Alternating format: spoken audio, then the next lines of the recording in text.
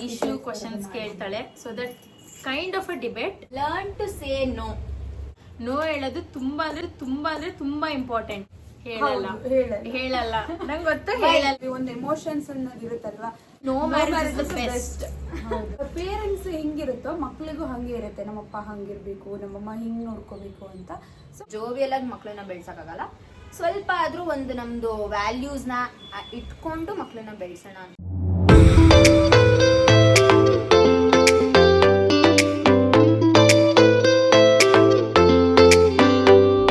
Hello guys, ಎಲ್ರಿಗೂ ನಮಸ್ಕಾರ. After so long time welcome back to my YouTube channel. Hi ಮಾಡ್ರು. Hi hi. Hello. ಇಲ್ಲಿ ಇನ್ನೊಬ್ರು ಇದ್ದಾರೆ, ಸೈಡಲ್ಲಿ ನಿಂತಿದ್ದಾರೆ. ಬನ್ನಿ madam. Hi Teju baby. I know that ತುಂಬ ದಿನ ಆಯಿತು ವ್ಲಾಗ್ ಮಾಡಿ, ಬಟ್ ಆದರೆ ಡ್ಯೂ ಟು ಸಮ್ ರೀಸನ್ಸ್ ನಾನು ಬ್ಯುಸಿ ಇದ್ದೆ, ಎಲ್ಲರೂ ಬ್ಯುಸಿ ಇದ್ವಿ. ಸೊ ಇವಾಗ ಆದರೂ ಬ್ಯುಸಿಯಲ್ಲೂ ಕೂಡ ಫ್ರೀ ಮಾಡಿಕೊಂಡು ವ್ಲಾಗ್ ಮಾಡೋಣ ಅಂತ ಮಾಡ್ತಿದ್ದೀವಿ. ಇವತ್ತಿನ ಟಾಪಿಕ್ ಏನಪ್ಪ ವ್ಲಾಗ್ದು ಅಂದರೆ, ನಂದು ಸೂದು ಒಪಿನಿಯನ್ಸ್ ಹೆಂಗಿರುತ್ತೆ, ಸ್ವಲ್ಪ ಟಾಪಿಕ್ಸ್ ರೆಡಿ ಮಾಡ್ಕೊಂಡಿದ್ದೀವಿ. ಅದ್ರ ಮೇಲೆ ಇಬ್ರು ಕೂಡ ಡಿಸ್ಕಸ್ ಮಾಡ್ತೀವಿ. ಐಶು ಕ್ವಶನ್ಸ್ ಕೇಳ್ತಾಳೆ. So that kind of a debate. ನೋಡೋಣ ನನ್ನ ಒಪಿನಿಯನ್ ಏನಿರುತ್ತೆ, ಅವಳ ಒಪಿನಿಯನ್ ಏನಿರುತ್ತೆ ನೋಡಿ ಈ ವ್ಲಾಗಲ್ಲಿ ಇರುತ್ತೆ. ಸೊ ಇವತ್ತು ಯಾಕೆ ನಾವು ಈ ವ್ಲಾಗ್ನ ಮಾಡ್ಬೇಕಂತ ಈ ಟಾಪಿಕ್ ಚೂಸ್ ಮಾಡಿದೀವಿ ಅಂದ್ರೆ, ಬಿಕಾಸ್ ಯಾವಾಗಲೂ ಇವಾಗ ನಾವು 3 ಜನ ಒಟ್ಟಿಗೆ ಇರೋದ್ರಿಂದ ನಮ್ಮ 3 ಜನದ ಒಪಿನಿಯನ್ಸ್ ಡಿಫ್ರೆಂಟ್ ಆಗಿರುತ್ತೆ ಎಲ್ಲ ವಿಚಾರದಲ್ಲೂ. ಸೊ ಮ್ಯಾಕ್ಸಿಮಮ್ ನಂದು ಸೂದು ಸ್ವಲ್ಪ ರಿಲೇಟೆಡ್ ಇರುತ್ತೆ, ಒಂಚೂರು ಆ ಕಡೆ ಈ ಕಡೆ ಇರುತ್ತೆ ಅಷ್ಟೇ. ಬಟ್ ಅಮ್ಮದು ಸೂದಂತೂ ಕಂಪ್ಲೀಟ್ ಆಗಿ ಆಪೋಸಿಟ್ ಆಗಿರುತ್ತೆ. ಸೊ ಅದಕ್ಕೋಸ್ಕರ ಈ ಒಂದು ಒಪಿನಿಯನ್ಸ್ ವಿಡಿಯೋನ ಯಾಕೆ ಮಾಡಬಾರ್ದು ಅಂತ ನಾವು ಅನ್ಕೊಂಡು ಇವತ್ತು ಫೈನಲಿ ಯೂಟ್ಯೂಬ್ ಬ್ಲಾಗ್ ಮಾಡ್ತಾ ಇದೀವಿ ಆಫ್ಟರ್ ಸೋ ಲಾಂಗ್ ಟೈಮ್. ಸರಿ, ಇವಾಗ ಸ್ಟಾರ್ಟ್ ಮಾಡೋಣ. ನಾನು ಇವರಿಗೆ ಕ್ವಶನ್ಸ್ ಕೇಳ್ತೀನಿ, ಒಂದೊಂದೇ ಕ್ವಶನ್ಸ್ ಕೇಳ್ತಾ ಹೋಗ್ತೀನಿ. ಅದ್ರ ಮೇಲೆ ಇವಾಗ ಅವ್ರ ಒಪಿನಿಯನ್ ಏನು, ಸೂ ಒಪಿನಿಯನ್ ಏನು ಅವಳು ಹೇಳ್ತಾಳೆ, ಅಮ್ಮ ಒಪಿನಿಯನ್ ಏನು ಅವಳು ಹೇಳ್ತಾಳೆ. ಸೊ ಸ್ಟಾರ್ಟ್ ಮಾಡೋಣ. ರೆಡಿನಾ ಇಬ್ರು? Yes, ready. ನೋಡೋಣ ಇಬ್ರದ್ದು ಒಪಿನಿಯನ್ಸ್ ಹೆಂಗಿರುತ್ತೆ, ಹೆಂಗ್ ಹೇಳ್ತೀರಾ ಅಂತ. ಯಾರು ವಿನ್ ಆಗ್ತಾರೆ, ಯಾರ ಒಪಿನಿಯನ್ಸ್ ಚೆನ್ನಾಗಿದೆ, ನಿಮ್ಗೆ ಯಾರ ಒಪಿನಿಯನ್ಸ್ ಇಷ್ಟ ಆಗುತ್ತೆ ಅನ್ನೋದನ್ನ ದಯವಿಟ್ಟು ಕಮೆಂಟ್ ಮಾಡಿ. ಯಾರು ಹೇಳೋದು ಸರಿ ಅಂತ ಅನ್ಸುತ್ತೆ. ಸೊ ನೋಡೋಣ, ಇದರಿಂದ ನಮಗೆ ಪಬ್ಲಿಕ್ ಒಪಿನಿಯನ್ ಕೂಡ ನಾವು ತಿಳ್ಕೊಂಡಂಗಾಗುತ್ತೆ, ಜನಕ್ಕೂ ಗೊತ್ತಾಗುತ್ತೆ. ನೋಡೋಣ ಇವಾಗ ಈ ಡಿಫ್ರೆಂಟ್ ಕ್ಯಾರೆಕ್ಟರ್ಸ್ ಇರೋ ಅಂತ ಲೈಕ್ ಜನಗಳು ಅವ್ರವ್ರ ಒಪಿನಿಯನ್ಸ್ ಹೆಂಗಿರುತ್ತೆ ಅಂತಾನು ತಿಳ್ಕೊಬಹುದು. So let's get started. So first question ಏನಂದ್ರೆ, ಲರ್ನ್ ಟು ಸೇ ನೋ. ನಾವು ಯಾವ್ದೇ ಒಂದು ವಿಚಾರಕ್ಕೂ ಅಥವಾ ಯಾರಾದ್ರೂ ಏನಾದ್ರು ಕೇಳಿದಾಗ ಅಥವಾ ಹೇಳಿದಾಗ ನಾವು ನೋ ಹೇಳೋದನ್ನ ಕಲಿಬೇಕಾ ಅಂತ ಕ್ವಶನ್. ಸೊ ಫಸ್ಟ್ ಅಮ್ಮು ಆನ್ಸರ್ ಮಾಡ್ತಾಳೆ ಈಗ one by one. So Ammu, first ನಾವ್ ಏನಾದ್ರೂ ಒಂದ್ ವಿಚಾರಕ್ಕೆ ನೋ ಹೇಳೋದನ್ನ ಕಲಿಯೋದು ಎಷ್ಟು ಇಂಪಾರ್ಟೆಂಟ್ ಅಂಡ್ ಹೇಳ್ಬೇಕಾ ನೋ ಅಂತ ಹೇಳಿ. ತುಂಬಾ ಇಂಪಾರ್ಟೆಂಟ್ ನೋ ಹೇಳೋದನ್ನ ಕಲಿಯೋದು. ಇವಾಗಿನ ಜನರೇಷನ್ ಅಲ್ಲಿ ಅಥವಾ ಇವಾಗ ಸೊಸೈಟಿಯಲ್ಲಿ ತುಂಬಾ ಜನ ನೋ ಹೇಳಕ್ಕೆ ತುಂಬಾ ಹಿಂಜರಿತಾರೆ. ಅದರಲ್ಲಿ ನಾನ್ ನೋಡಿರೋ ಒಂದು ಇದು ಅಂದ್ರೆ, ಫಸ್ಟ್ ಸೂನ ಹೇಳ್ತೀನಿ. ಲೈಕ್ ಅವಳು ಯಾವುದೇ ಒಂದು ವಿಷಯಕ್ಕಾದ್ರೂ ನೋ ಹೇಳೋದೇ ಇಲ್ಲ. ಬಟ್ ನನ್ನ ಪ್ರಕಾರ ನೋ ಹೇಳೋದು ತುಂಬಾ ಇಂಪಾರ್ಟೆಂಟ್. ನೋ ಹೇಳೋದು ಕಲಿಯೋದು ತುಂಬಾ ಇಂಪಾರ್ಟೆಂಟ್. ಯಾಕೆ ಮೀನ್ಸ್, ಎವ್ರಿ ಟೈಮ್ ನಾವು ಸೊಸೈಟಿಗೋಸ್ಕರ ಅಡ್ಜಸ್ಟ್ ಮಾಡ್ಕೊಂಡಿರಕ್ಕಾಗಲ್ಲ, ಅಥವಾ ಯಾರೋ ನಮಗ್ ಬೇಕಾಗಿರೋರ್ಗೋಸ್ಕರನೂ ಅಡ್ಜಸ್ಟ್ ಮಾಡ್ಕೊಂಡಿರಕ್ಕಾಗಲ್ಲ. Sometimes it's necessary to say no, but every time ಸೂತರ ಅಂತೂ ಇರಕ್ಕಾಗಲ್ಲ. ದಟ್ ಯಾವಾಗ್ಲೂ ಇಲ್ಲ ಅಂದಿರೋ ನೀವೇನೇ ಬಂದು ಅವಳು ಏನೇ ಕೇಳಿದ್ರು ಅವಳು ಇಲ್ಲ ಅಂತ ಮಾತ್ರ ಹೇಳಲ್ಲ. ಅವಳಿಗೆ ಕಷ್ಟ ಆಗ್ಲಿ, ಅವಳಿಗೆ ಎಷ್ಟೇ ಕಷ್ಟ ಆಗ್ಲಿ, ಏನೇ ಮಾಡಿದ್ರು ಅವಳು ನೋ ಮಾತ್ರ ಹೇಳಲ್ಲ. But when it comes to me, ನಾನಂತೂ ಯಾರಿಗೂ ಎಸ್ ಹೇಳಲ್ಲ. ಅದು ಎಕ್ಸ್ಪೀರಿಯನ್ಸ್ ತೇಜಕ್ ತುಂಬಾ ಆಗುತ್ತೆ. ಅವಾಗ ಡೈಲಿ ಆಗ್ತಿರುತ್ತೆ ಅವಳಿಗೆ ನಾನು ಯಾವ್ದಕ್ಕೂ ಎಸ್ ಹೇಳಲ್ಲ ಅನ್ನೋದು. ಸೊ ನನ್ನ ಪ್ರಕಾರ ನನ್ಗೇನು ನೋ ಹೇಳೋದು ತಪ್ಪು ಅಂತ ನನ್ಗನ್ಸಲ್ಲ. ಬಿಕಾಸ್ ಅದು ನಮ್ಮ ಕಂಫರ್ಟ್ ಅಥವಾ ನಮ್ಮ ಒಪಿನಿಯನ್. ದಟ್ ನಮ್ಗೆ ಇಷ್ಟ ಆಗ್ತಿಲ್ಲ ಅಂದ್ರೆ ನೋ ಮೀನ್ಸ್ ನೋ ಅಷ್ಟೇ. ಇವಾಗ ಸಾರಿ ಗೈಸ್, ಏನಾದ್ರು ಡಿಸ್ಟರ್ಬೆನ್ಸ್ ಇದ್ರೆ, ಬಿಕಾಸ್ ಇಲ್ಲಿ ಟೆರೆಸ್ ಮೇಲೆ ಇದೀವಿ, ತುಂಬಾ ಗಾಳಿ ಇದೆ ಇವತ್ತು. ಗೊತ್ತಲ್ಲ ಆಷಾಢ ಗಾಳಿ ಎಷ್ಟಿರುತ್ತೆ ಅಂತ. ಸೊ ಏನಾದ್ರೂ ಚೂರು ಡಿಸ್ಟರ್ಬೆನ್ಸ್ ಇದ್ರೆ ಪ್ಲೀಸ್ ಅಡ್ಜಸ್ಟ್ ಮಾಡ್ಕೊಳ್ಳಿ. ಸೊ ನೆಕ್ಸ್ಟ್ ಸೂ ಹೇಳಿ, ಹೆಂಗೆ ನೋ ಹೇಳ್ಬಹುದಾ ಹೇಳ್ಬಾರ್ದಾ ಯಾವ್ದೇ ಒಂದು ವಿಚಾರದಕ್ಕೂ? ಆಬ್ವಿಯಸ್ಲಿ ನನ್ನ ಪ್ರಕಾರ ಹೇಳ್ಬಾರ್ದು. ಬಿಕಾಸ್ ನಮ್ಮ ಎದುರುಗಡೆ ಇರೋರ್ಗೆ ಅಥವಾ ನಮಗೆ ಬೇಕಾಗಿರೋರ್ಗೆ ನಾವು ಹಂಗೆ ನೋ ಅಂತ ಹೇಳಿ ಅವ್ರಿಗೆ ಹರ್ಟ್ ಮಾಡೋದು ನನ್ನ ಪ್ರಕಾರ ತಪ್ಪು ಅನಿಸುತ್ತೆ. ಯಾಕೆ ಎಲ್ಲದಕ್ಕೂ ನೋ ಹೇಳಬಾರ್ದು, ಏನಕ್ಕೆ ನೀನು ಹೇಳಲ್ಲ ಅಂತ ನಾನು ಎಲ್ಲರೂ ಕೇಳ್ತಾರೆ. ಏನಕ್ಕೆ ಹೇಳಬೇಕು ಅಂತ ನಾನು ಕೇಳ್ತೀನಿ. ಯಾಕಂದರೆ ಯಾರಿಗೋ ಒಬ್ರಿಗೋಸ್ಕರ ಸ್ಯಾಕ್ರಿಫೈಸ್ ಮಾಡೋದ್ರಿಂದ ನಾವೇನು ಕಳ್ಕೊಳ್ಳಲ್ಲ ಅಲ್ವಾ ಅಂತ ನನಗನ್ಸುತ್ತೆ. ಇವಾಗ ನಾನೇ ನಿನಗೆ ಎಷ್ಟೋ ವಿಷಯದಲ್ಲಿ ನೋ ಹೇಳಿರ್ತೀನಲ್ವ, ಅವಾಗ ನಿನಗೂ ಹರ್ಟ್ ಆಗುತ್ತೆ. ಬಟ್ ನನಗದು ನಿನಗೆ ನೋ ಹೇಳೋದು ನೆಸೆಸಿಟಿ ಇದೆ ಅಂತ ನಾನು ಹೇಳ್ತೀನಿ, ನಿನಗೂ ಹರ್ಟ್ ಆಗುತ್ತೆ ಅಂತ ನಾನು ಯಾಕೆ ಯೋಚನೆ ಮಾಡಲ್ಲ? ನೀನು ಹಂಗೆ ಯಾಕೆ ಯೋಚನೆ ಮಾಡಬಾರ್ದು? ನೀನು ನಂತರ ಯಾಕೆ ಯೋಚನೆ ಮಾಡಬಾರ್ದು ಆ ಥರ ಅನ್ಕೊಂಡು ಹೋದ್ರೆ, ಯಾಕೆ ನೀನು ನಂತರನೇ ಯೋಚನೆ ಮಾಡಲಿ ಅಂತ ನಾನೇನಾದರೂ ಅವಳ ಥರನೇ ನಾನು ಯೋಚನೆ ಮಾಡ್ಕೊಂಡಿದ್ರೆ ಒಬ್ರಿಗೊಬ್ರಿಗೆ ಏನು ಅದು ಕಂಪ್ಯಾಟಬಿಲಿಟಿ ಇರಲ್ಲ, ಒಬ್ರಿಗೊಬ್ರು ಕೋಆರ್ಡಿನೇಷನ್ಸ್ ಇರಲ್ಲ, ಅಥವಾ ಆ ವ್ಯಕ್ತಿ ನಮ್ಮ ಜೊತೆಗೆ ಉಳ್ಕೊಳ್ಳೋದೇ ಇಲ್ಲ, ಆ ಥರ ಆಗ್ಬಿಡುತ್ತೆ. ಈಗ ಅವಳಿಗೂ ಬೇಡವಾಗಿದ್ದು ನಾನು ಎಲ್ಲದಕ್ಕೂ ನೋ ನೋ ನೋ ಅಂತ ಹೇಳ್ತಿದ್ರೆ ಅಲ್ಲಿ ಯಾರ್ದು ಒಂದು ರಿಲೇಶನ್ಶಿಪ್ ಉಳ್ಕೊಳ್ಳಲ್ಲ ಅಂತ ನನ್ಗನ್ಸುತ್ತೆ. ಸೊ ನಿಮ್ ಪ್ರಕಾರ ನೋ ಹೇಳೋದು ನಿಮ್ಗೆ ಇಷ್ಟ ಇಲ್ಲ ಬಿಕಾಸ್ ಒಂದು ವ್ಯಕ್ತಿನ ಉಳಿಸ್ಕೊಳ್ಳೋದಿಕ್ಕೆ ಅಥವಾ ಒಂದು ರಿಲೇಶನ್ಶಿಪ್ ನ ಉಳಿಸ್ಕೊಳ್ಳೋದಕ್ಕೆ. ಅಂದ್ರೆ ನಿಮ್ ಪ್ರಕಾರ ಏನು, ನಿಮಗ್ ಬೇಕಾಗಿರೋರ ಹತ್ರ ಮಾತ್ರ ನಾನು ನೋ ಹೇಳಲ್ಲ ಅಂತ, ಅಥವಾ ಯಾರೇ ಸ್ಟ್ರೇಂಜರ್ ಆಗಿರ್ಬೋದು, ನಿಮ್ಗೆ ಗೊತ್ತಿಲ್ದಿರೋರಾಗಿರ್ಬೋದು, ನೀವ್ ಇಷ್ಟ ಪಡ್ದೇ ಇರೋರಾಗಿರ್ಬೋದು, ಅವ್ರಿಗೂ ನೀವ್ ನೋ ಹೇಳಲ್ವಾ? ಹೇಳಲ್ಲ ನಂಗೆ ಗೊತ್ತು, ಹೇಳಲ್ಲ. ಇದಕ್ಕೆ ರೀಸನ್ ಏನು? ದೊಡ್ಡ ಎನಿಮಿನೇ ಆಗಿರ್ಲಿ ಎಂತವರೇ ಆಗಿರ್ಲಿ ಅವಳು ನೋ ಹೇಳಲ್ಲ. ಓಕೆ ನೋ ಹೇಳಲ್ಲ. ನಾನ್ ಅನ್ಕೊಂಡೆ ನೀವ್ ಹೇಳಿದ ಪ್ರಕಾರ ಜಸ್ಟ್ ನೀವು ಇಷ್ಟಪಡೋ ವ್ಯಕ್ತಿನ ಕಳ್ಕೊಳಕ್ ಇಷ್ಟ ಇಲ್ಲದೆ ನೀವು ನೋ ಹೇಳಲ್ಲ, ಅಥವಾ ನೋ ಹೇಳೋದ್ರಿಂದ ಅವ್ರಿಗೆ ಹರ್ಟ್ ಆಗ್ಬೋದು ಅಂತ ಹೇಳಲ್ಲ, ಅಥವಾ ಯಾವ್ದೇ ಒಂದು ರಿಲೇಶನ್ಶಿಪ್ ನ ನೀವು ಸೆಕ್ಯೂರ್ ಆಗಿ ಇಟ್ಕೊಳ್ಳೋದಿಕ್ ನೋ ಹೇಳಲ್ಲ ಅಂತ ಅನ್ಕೊಂಡೆ. ಬಟ್ ನೀವು ಗೊತ್ತಿಲ್ದೇ ಇರೋರಿಗೂ ನೋ ಹೇಳಲ್ಲ, ಸ್ಟ್ರೇಂಜರ್ಸ್ಗೆ ಹೇಳಲ್ಲ ಅಂದ್ರೆ ಇದಕ್ಕೆ ಕಾರಣ ಏನು ಅಂತ ನಮ್ಗೆ ತಿಳ್ಕೊಬೇಕು ಅನ್ಸ್ತಿದೆ. ಅದಕ್ಕೆ ಕಾರಣ ಅಂತಲ್ಲ, ಬಿಕಾಸ್ ಸೇಮ್ ಇವಾಗ ಸ್ಟ್ರೇಂಜರ್ಸೇ ತಾನೇ ಮೀಟ್ ಆಗಿ ಆಮೇಲೆ ಅವರೇ ತಾನೇ ಬೇಕಾಗಿರೋರು, ಎಲ್ಲ ಹತ್ರದವ್ರು ಎಲ್ಲ ಹಾಗಾದ್ರೆ ಹಂಗೆ ತಾನೆ ಯಾವುದೇ ಒಬ್ಬ ವ್ಯಕ್ತಿಗಾಗಲಿ ಒಂದು ಎಮೋಷನ್ಸ್ ಅನ್ನೋದು ಇರುತ್ತಲ್ವಾ, ನಾವು ಅವ್ರಿಗೆ ನೋವು ಅಂತ ಹೇಳೋದಾಗಿರ್ಬೋದು, ಅಥವಾ ಅದು ತಪ್ಪು ಅದು ಬೇಡ ಅಂತ ಹೇಳೋದಾಗಿರ್ಬೋದು. ನನಗೇನು ಇನ್ನೊಬ್ರಿಗೆ ಹರ್ಟ್ ಮಾಡಬೇಕು ಅಂತ ಹಂಗನ್ಸಲ್ಲ. ಇನ್ ಕೇಸ್ ನನಗಾದ್ರೂ ಪರವಾಗಿಲ್ಲ, ಬೇರೆಯವ್ರಿಗೆ ಆಗಬಾರ್ದು ಅಂತ ನಂಗೆ ಅನ್ಸುತ್ತೆ. ಈ ಒಂದು ಕಾಲದಲ್ಲೂ ಈ ಒಂದು ಲೈಕ್ ಏನು ಈ ಜನರೇಷನ್ ಅಲ್ಲೂ ಇಂಥ ಹುಡುಗಿ ಎಲ್ಲಾದ್ರೂ ಇರ್ತಾರ ಗಾಯ್ಸ್? ನನ್ ಪಾಯಿಂಟ್ ಏನ್ ಗೊತ್ತಾ, ಇವಾಗ ಇವಳು ನೋ ಹೇಳಲ್ಲ ಅಂದ್ರೆ ಅವಳು ತುಂಬಾ ಕಷ್ಟ ಪಟ್ಕೊಂಡದು ಅವಳಿಗೆ ಆಗ್ತಿರಲ್ಲ ಅಂದ್ರೂ ಅವಳು ಅದನ್ನ ಕಷ್ಟ ಪಟ್ಕೊಂಡು ಹೇಳ್ತಿರ್ತಾಳಲ್ವಾ. ನಿನ್ಗೆ ಬೇರೆಯವ್ರಿಗೋಸ್ಕರ ಯಾಕೆ ನೀನ್ ಕಷ್ಟ ಪಡ್ತೀಯಾ? ನನಗ್ ಮೇಯ್ನ್ ಆಗಿರೋದೇನು, ನಾನ್ ಖುಷಿಯಾಗಿರ್ಬೇಕು, ನನಗೆ ನನ್ನ ಕಂಫರ್ಟ್ ನಾನು ನೋಡ್ಕೊಂತೀನಿ ಗೈಸ್, ಯಾರ್ದು ನೋಡಲ್ಲ, ನಂದು ಕಂಫರ್ಟ್ ನಾನು ನೋಡ್ಕೊಂತೀನಿ. ಸೊ ಹಂಗಂತ ಇವಳಿಗೂ ಹಂಗೆ ನಂತರನೇ ಇರ್ಬೇಕಂತ ಹೇಳ್ತಿಲ್ಲ, but at least in some cases ಹೇಳ್ಬೋದಲ್ವಾ ಅಂತ ನನ್ನ ಒಪಿನಿಯನ್. ಓಕೆ, ಸೊ ಇದರಿಂದ ಈ ಡಿಬೇಟ್ ಆಕ್ಚುಲಿ ಈ ಟಾಪಿಕ್ ಗೆ ಮಾತಾಡ್ತಾ ಹೋದ್ರೆ ನಿಲ್ಲದೇ ಇಲ್ಲ, ಬಿಕಾಸ್ ಅವ್ರವ್ರ ಒಪಿನಿಯನ್ಸ್ ನ ಅವ್ರು ತಿಳಿಸಿದ್ದಾರೆ. ಸೊ ಫಾರ್ ಎಕ್ಸಾಂಪಲ್ ಅಮ್ಮು ಪ್ರಕಾರ ನೋ ಹೇಳಲೇಬೇಕು, ಬಿಕಾಸ್ ಬೇರೆಯವ್ರ ಬಗ್ಗೆ ಯೋಚಿಸೋದಕ್ಕಿಂತ ನಮ್ಮ ಬಗ್ಗೆ ನಾವು ಯೋಚಿಸ್ಬೇಕು ಅನ್ನೋದು ಇವ್ರ ಪಾಯಿಂಟ್ ಒಂದ್ ಕಡೆ ಕರೆಕ್ಟ್ ಆದ್ರೆ, ಅಂಡ್ ಸೂ ಪಾಯಿಂಟ್ ಬಂದು ಲೈಕ್ ನನಗ್ ಹರ್ಟ್ ಆದ್ರೂ ಪರವಾಗಿಲ್ಲ, ನಮಗ್ ಬೇಕಾಗಿರೋರ್ಗೆ ಅಥವಾ ಇನ್ನೊಬ್ರು ನಮ್ಮ ಎದುರುಗಡೆ ಇರೋರಿಗೆ ಹರ್ಟ್ ಆಗ್ಬಾರ್ದು ಅನ್ನೋ ಒಂದು ಕನ್ಸರ್ನ್ ಇಂದ ಹೇಳೋದ್ ಕೂಡ ಅದು ಒಂದ್ ಕಡೆ ಕರೆಕ್ಟ್ ಅನ್ಸುತ್ತೆ. ಸೊ ಅವ್ರ ಒಪಿನಿಯನ್ ಕೆಲವೊಬ್ರಿಗೆ ಇಷ್ಟ ಆಗುತ್ತೆ, ಇವ್ರ ಒಪಿನಿಯನ್ ಕೆಲವೊಬ್ರಿಗೆ ಇಷ್ಟ ಆಗುತ್ತೆ. So these are the different opinions of different people ಅಷ್ಟೇ. So let's go to the next topic. Next ಏನಂದ್ರೆ ಲವ್ ಆರ್ ಅರೇಂಜ್ ಮ್ಯಾರೇಜ್, ಯಾವ್ದನ್ನ ಪ್ರಿಫರ್ ಮಾಡ್ತಾರೆ ಇವರಿಬ್ರು? ಲೈಕ್ ಯಾವ್ದು ಬೆಟರ್ ಅನ್ಸುತ್ತೆ, ಅಥವಾ ಯಾವ್ದ್ರಿಂದ ಅಡ್ವಾಂಟೇಜಸ್ ಜಾಸ್ತಿ ಡಿಸ್ಅಡ್ವಾಂಟೇಜಸ್ ಜಾಸ್ತಿ, ಅವರ ಒಪಿನಿಯನ್ಸ್ ನ ತಿಳ್ಕೊಳ್ಳೋಣ ಬನ್ನಿ. So love marriage or arrange marriage, which do you prefer the most?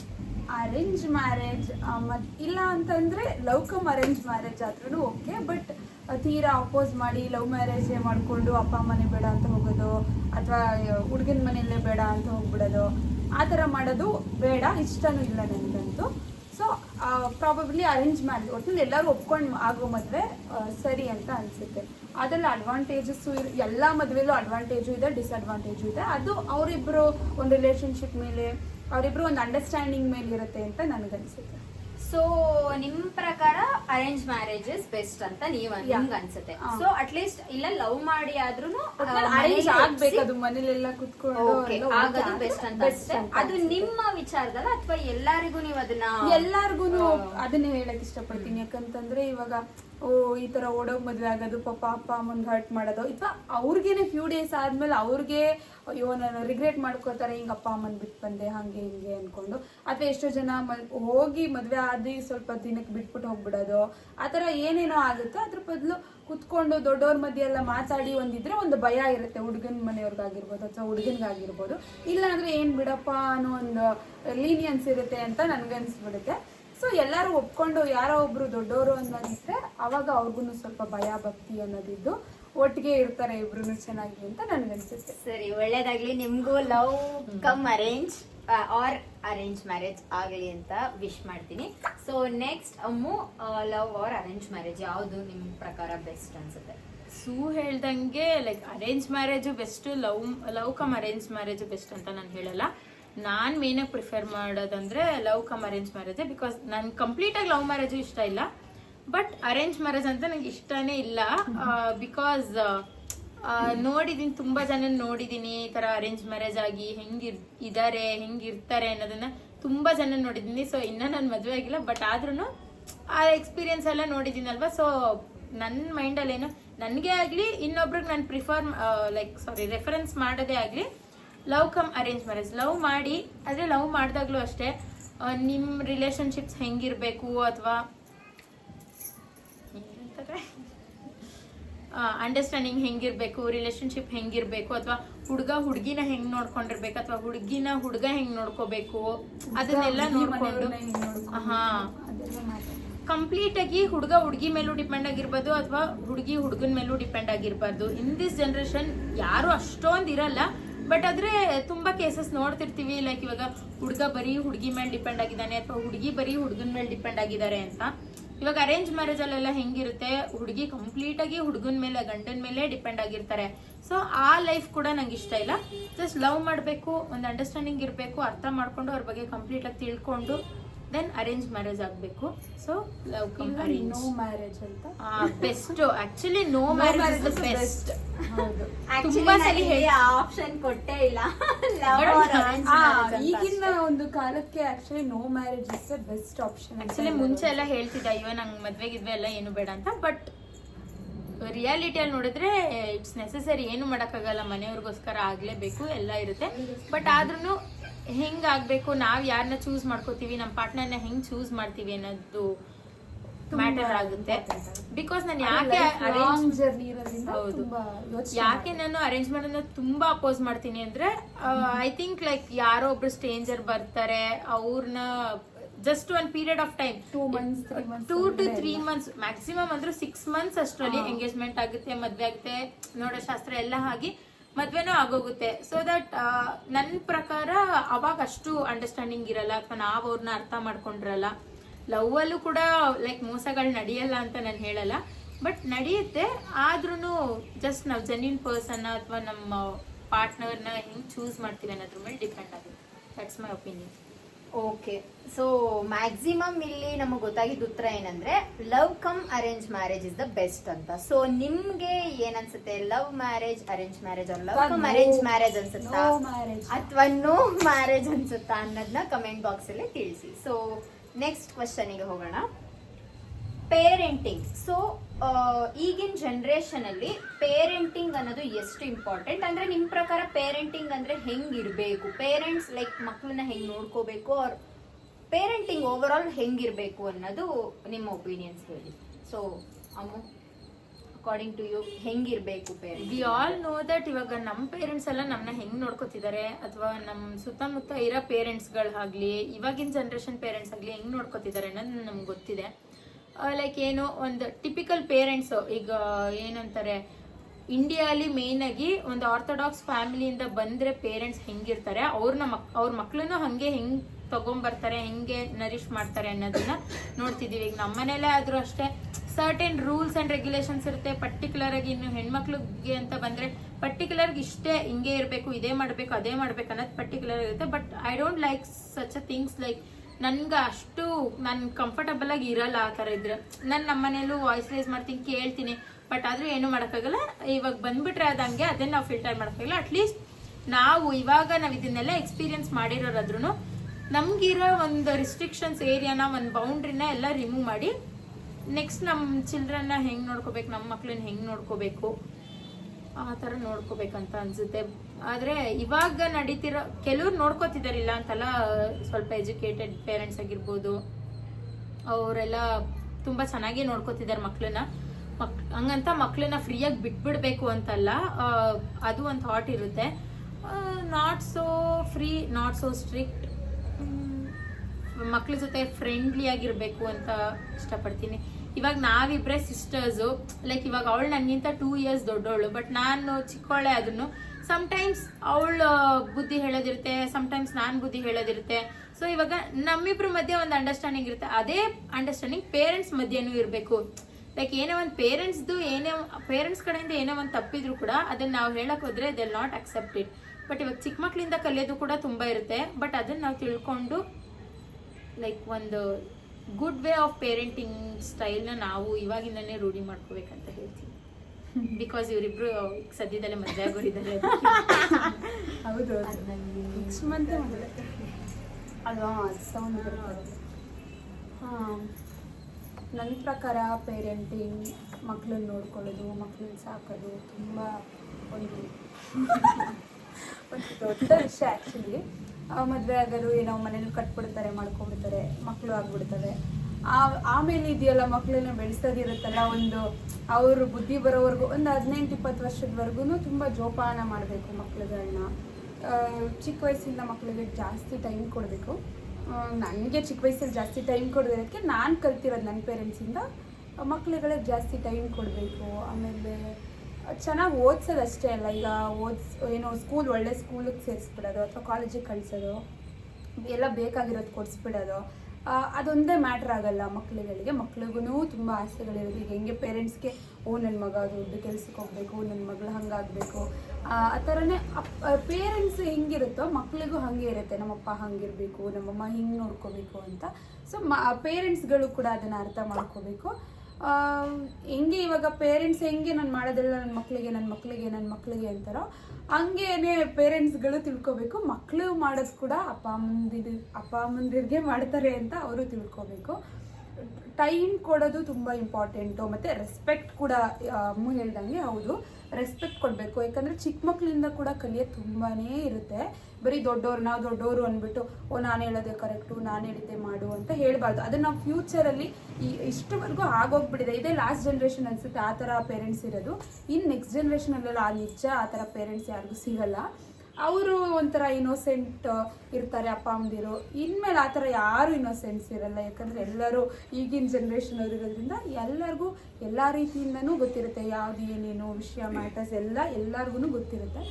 So ಅದೇನೆ ಈಗ ರಿಲೇಷನ್ಶಿಪ್ಪಲ್ಲಿ ಹೆಂಗೆ ಬರೀ ರಿಲೇಷನ್ಶಿಪ್ ಅಂತ ಅಂದರೆ ಒಂದು ಗಂಡ ಹೆಂಡತಿ, ಹುಡುಗ ಹುಡುಗಿ ಅದ್ರ ಮಾತ್ರ ರಿಲೇಷನ್ಶಿಪ್ ಆಗಿರಲ್ಲ. ಒಂದು ಫ್ರೆಂಡ್ಶಿಪ್ ಆಗಿರ್ಬೋದು, ಒಂದು ಅಪ್ಪ ಅಮ್ಮ ಆಗಿರ್ಬೋದು, ಅಥವಾ ಮಕ್ಕಳ ಮಧ್ಯೆ ಆಗಿರ್ಬೋದು. ಎಲ್ಲ ರಿಲೇಷನ್ಶಿಪ್ಪಲ್ಲೂ ಇಂಪಾರ್ಟೆಂಟ್ ಅಂದರೆ ಅಂಡರ್ಸ್ಟ್ಯಾಂಡಿಂಗು. ಒಬ್ರಿಗೊಬ್ರಿಗೆ ತುಂಬ ಅಂಡರ್ಸ್ಟ್ಯಾಂಡಿಂಗ್ ಇರಬೇಕು. ಆವಾಗಲೇ ಏನೇ ಇದ್ರೂ ಅದು ಕರೆಕ್ಟಾಗಿ ಹೋಗೋಕ್ಕಾಗೋದು, ಅದು ಹಾಗೆ ಲೈಫ್ ಲಾಂಗ್ ಇರೋಕ್ಕೆ ಸಾಧ್ಯ ಆಗೋದು. ಸೊ ಎಲ್ಲದರಲ್ಲೂ ಹಂಗೆ ಒಬ್ರು ಹೇಳ್ತಿದ್ದಾರೆ ಅಂತ ಅಂದರೆ ಅದನ್ನು ನಾವು ತೊಗೊಳಕ್ಕೆ ರೆಡಿ ಇರಬೇಕು. ಇವಾಗ ಪೇರೆಂಟ್ಸ್, ಈಗ ನಾವು ಈಗಿನ ಕಾಲದ ಮಕ್ಕಳು, ನಾವು ಈಗಿನ ಜನ್ರೇಷನ್ ಅಂದ್ಬಿಟ್ಟು ಮಕ್ಕಳು ಕೂಡ ಹಂಗೆ ಅಪ್ಪ ಅಮ್ಮನ ಹರ್ಟ್ ಮಾಡೋದಾಗಿರ್ಬೋದು, ಅಥವಾ ನನಗೆ ಎಲ್ಲ ಗೊತ್ತು ಅನ್ನೋದು ಅದು ಕೂಡ ತಪ್ಪಾಗುತ್ತೆ. ಯಾಕಂತಂದರೆ ಅವ್ರು ಆ ಏಜಲ್ಲಿ ಆಗಿನ ಕಾಲದಲ್ಲಿ ನೋಡ್ಕೊಂಡು ಬಂದಿರೋದನ್ನ ನಮಗೆ ಬುದ್ಧಿ ಹೇಳಕ್ಕೆ ಬರ್ತಾರೆ ಬಿಟ್ಟರೆ, ನನ್ನ ಮಕ್ಕಳು ಕರೆಕ್ಟ್ ದಾರಿಲಿ ಹೋಗಲಿ ಅಂತ ಹೇಳಕ್ಕೆ ಬರ್ತಾರೆ ಬಿಟ್ಟರೆ, ಮಕ್ಕಳು ಹಾಳಾಗಲಿ ಅಂತ ಯಾವ ಪೇರೆಂಟ್ಸ್ ಕೂಡ ಹೇಳಲ್ಲ. ಸೊ ನಾವು ಈಗಿನ ಜನ್ರೇಷನ್ ಮಕ್ಕಳು ಕೂಡ ಅದನ್ನ ಅರ್ಥ ಮಾಡಿಕೊಂಡು ಅವ್ರು ಹೇಳೋದನ್ನು ತಲೆಗೆ ಹಾಕ್ಕೊಂಡು ನಮ್ದೇನಿದೆ ಅದನ್ನು ಅವ್ರ ತಲೆಗೆ ಹಾಕ್ಬಿಟ್ಟು ಕರೆಕ್ಟಾಗಿ ಹೋದರೆ ಎಲ್ಲ ಚೆನ್ನಾಗಿರುತ್ತೆ. ಅದೇ ಪೇರೆಂಟಿಂಗ್, ಗುಡ್ ಪೇರೆಂಟಿಂಗ್ ಅಂತ ಅಂದರೆ ಫಸ್ಟು ಮಕ್ಕಳಿಗೆ ಗುಡ್ ಬಿಹೇವಿಯರ್ನ ಕಳಿಸ್ಬೇಕು. ಹ್ಯುಮ್ಯಾನಿಟಿ ಫಸ್ಟ್ ಮಕ್ಳಿಗೆ ಹೇಳ್ಕೊಡ್ಬೇಕು. ಈಗ ಚಿಕ್ಕ ವಯಸ್ಸಿನ ಮಕ್ಕಳಿಗೆ ಸ್ವಲ್ಪ ನೋಡ್ತಾ ಇರ್ತೀವಿ ಇವಾಗ ಇಲ್ಲೇ ಬೆಂಗಳೂರಲ್ಲಂತೂ ತುಂಬ ನೋಡೋಕ್ಕೆ ಸಿಗುತ್ತೆ. ಈಗಿನ ಮಕ್ಳಿಗೆ ಆಲ್ರೆಡಿ ಕೊಬ್ಬುಗಳು ಜಾಸ್ತಿ, ಏನೋ ರಿಚ್ ಇದ್ರೆ ಒಂಥರ ಮಾತಾಡೋದು, ಅಥವಾ ನಮಗೆ ಎಲ್ಲ ಗೊತ್ತಿದೆ ಅಂತ ಅಂದ್ಕೊಳ್ಳಿ, ಅದೆಲ್ಲ ತಪ್ಪು. ಅವ್ರಿನ್ನ ಏನು ನಮಗಾಗಿರೋ ಎಕ್ಸ್ಪೀರಿಯನ್ಸ್ಡ್ ಏಜ್ ಅಷ್ಟು ಅವ್ರಿಗೆ ಆಗಿರಲ್ಲ. ಬಟ್ ಅವ್ರು ತೋರಿಸ್ತಾರಲ್ಲ ಅದೆಲ್ಲ ಇಷ್ಟ ಆಗಲ್ಲ. ಯಾಕಂತಂದರೆ ಮಕ್ಕಳು ಕಲಿಯೋದು ತುಂಬ ಇದೆ ಈಗಿನ ಒಂದರಲ್ಲಿ. ಅವ್ರುಗಳೇನೋ ಒಂದು ಒಳ್ಳೆ ಸ್ಕೂಲ್ಗೆ ಹೋಗ್ಬಿಡ್ತಾ ಇದ್ದೀನಿ, ನಾನು ಹಂಗಿದ್ದೀನಿ, ಹಿಂಗಿದ್ದೀನಿ ಅಂತಂದ್ರೆ ಅದೊಂದು ಲೆವೆಲ್ ಮೇಂಟೈನ್ ಮಾಡ್ತಾರೆ. ಫಸ್ಟು ಪೇರೆಂಟ್ಸು ಆ ಡಿಫ್ರೆನ್ಸ್ನ ಕಟ್ ಮಾಡಬೇಕು. ಅಥವಾ ಏನೋ ಬಡವರು ಶ್ರೀಮಂತರು ಅನ್ನೋ ಡಿಫ್ರೆನ್ಸ್ ಆಗಿರ್ಬೋದು, ಅಥವಾ ಗುಡ್ ಲುಕ್ಕಿಂಗ್ ಬ್ಯಾಡ್ ಲುಕ್ಕಿಂಗ್, ಅಥವಾ ಏನೋ ಅವ್ರನ್ನ ಏನು ಮಾಡ್ತಾರೆ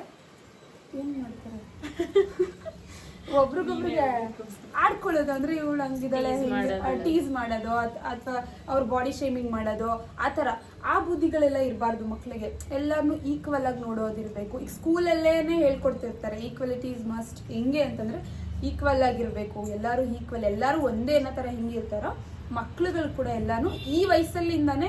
ಈಗ ನಮ್ಮ ವಯಸ್ಸಿನ ನಾವೆಲ್ಲ ಆವಾಗಿಂದನೂ ಹಿಂದೂ ಆಗಿರ್ಬೋದು, ಕ್ರಿಶ್ಚಿಯನ್ಸ್ ಆಗಿರ್ಬೋದು, ಮುಸ್ಲಿಂ ಆಗಿರ್ಬೋದು ಅನ್ನೋದು ಎಲ್ಲ ಈಕ್ವಲ್ ಅನ್ನೋದು ನನಗೆ ಆ ಏಜಿಂದ ಬಂದಿರೋದಕ್ಕೆ ನಂಗೆ ಈಗಲೂ ಆ ಥರ ಡಿಫ್ರೆನ್ಸ್ ಅನ್ಸಲ್ಲ.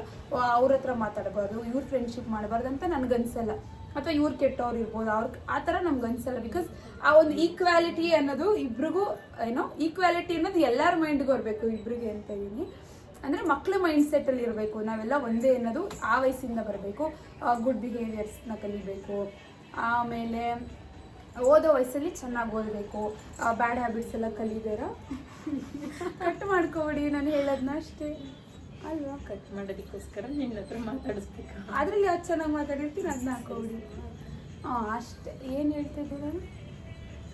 ಚೆನ್ನಾಗಿ ಓದಿ ಒಳ್ಳೆಯ ಕೆಲಸ ತಗೊಂಡು ಅಥವಾ ನೀವೇ ಏನು ಅಂದ್ಕೊಂಡಿರ್ತೀರೋ ಅದನ್ನು ಸಕ್ಸಸ್ಫುಲಿ ಕಂಪ್ಲೀಟ್ ಮಾಡಿಕೊಂಡು ಅಪ್ಪ ಅಮ್ಮ ಚೆನ್ನಾಗಿ ನೋಡ್ಕೊಳ್ಳಿ. ಅಪ್ಪ ಅಮ್ಮಗೆ ಹರ್ಟ್ ಮಾಡಬೇಡಿ, ನೀವು ಹರ್ಟ್ ಮಾಡ್ಕೊಬಿಡಿ ಅಂತ ಹೇಳ್ಬಿಟ್ಟು ನಾನು ಮಾತು ಮುಗಿಸ್ತೀನಿ. ತುಂಬ ಜಾಸ್ತಿ ಮಾತಾಡ್ಬಿಟ್ಟಿದ್ದೀನಿ.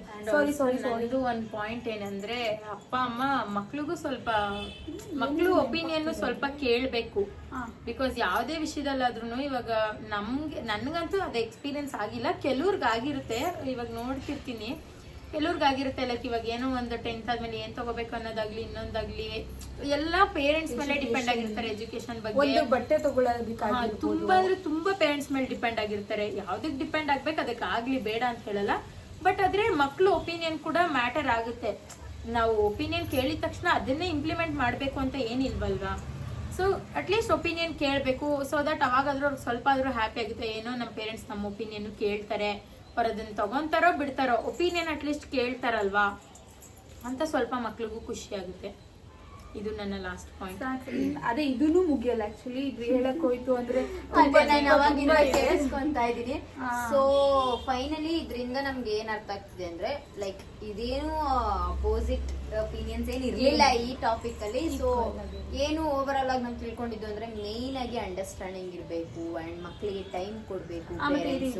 ಇನ್ನೊಂದು ಪಾಯಿಂಟ್ ಏನಂತಂದ್ರೆ ಚಿಕ್ಕ ವಯಸ್ಸಲ್ಲಿ ಮಕ್ಳಿಗೆ ಈಗ ಏನೋ ಒಂದು ದುಡ್ಡು ಕೊಡೋದು, ಜಾಸ್ತಿ ದುಡ್ಡಿಂದು ಇದು ದಾರಿನ ತೋರಿಸಬಾರ್ದು ಚಿಕ್ಕ ವಯಸ್ಸಲ್ಲಿ. ಅದು ಮೇನ್ ಪಾಯಿಂಟ್. ಯಾಕಂತಂದ್ರೆ ದೊಡ್ಡವರಾದ್ಮೇಲೆ ಮಕ್ಳು ಅದನ್ನೇ ಕೇಳಕ್ಕೆ ಸ್ಟಾರ್ಟ್ ಮಾಡ್ತಾರೆ. ಅದು ತುಂಬಾ ಇಂಪಾರ್ಟೆಂಟ್. ಈಗಿನ ಕಾಲದ ಪೇರೆಂಟ್ಸ್ ಅದನ್ನ ತಲೆ ಇಟ್ಕೊಡಿ. ನಮ್ಮ ಅಪ್ಪ ಅಮ್ಮ 21 ವರ್ಷ ಆದ್ರೂ ಪಾಕೆಟ್ ಮನಿ ಅನ್ನೋದೇ ಕೊಡಲ್ಲ ನಮ್ದು.